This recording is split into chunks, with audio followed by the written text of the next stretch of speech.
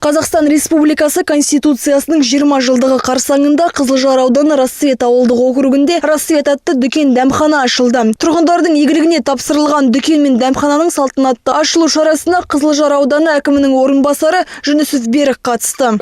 Сегодня мы открываем Дүкен дәмхананы ашып жатырмыз. Бұндай орындар халықтың сұранысына ие, бағалары да тиімді болмақ. Дүкен мен дәмхана кәсіпкер Ерғали Жакиевтің жеке қаражатына салынған. Жеке кәсіпкердің сөзінше өткен жылдың 1 мамырында іргесі қаланған сауда орны мен дәмхананың тұрғызылуына бас аяғы 3 миллион теңге жұмсалды. 135 шаршы метрді құрайтын жерде 2 жұмыс орны да ашылды. Ерғали Жакиевтің сөзінше азық-түлікке деген баға бір қалыпты болмақ. Енді рахмет елбасымызға, елбасының бағдарламасымен осындай нәрселерге жетіп жатырық.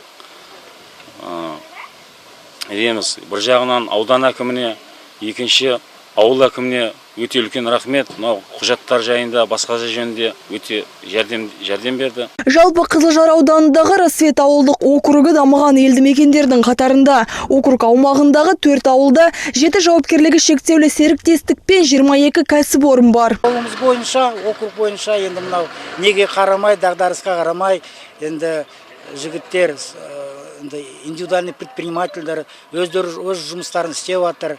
Өздері міне көріп отырсыңдар, мінекей әлгі айтқандай не насып жатыр. Магазин, кафе. Енді былтыр осы кезде водопроводный ауылында торгово-развлекательный центр ашқанбыз. Ауыл бойынша, округ бойынша андай жұмыстарымыз жүріп жатыр. Животновод соды алға басып жатыр. Елімізде бүгінгі күнге 1000 шақты қара мал бар. Енді жеке кәсіпкер Ерғали Жакиев бұнымен тоқталмаймын деп отыр. Жақын арада дүкен мен дәмхана маңында шаштараз салсам деп отыр.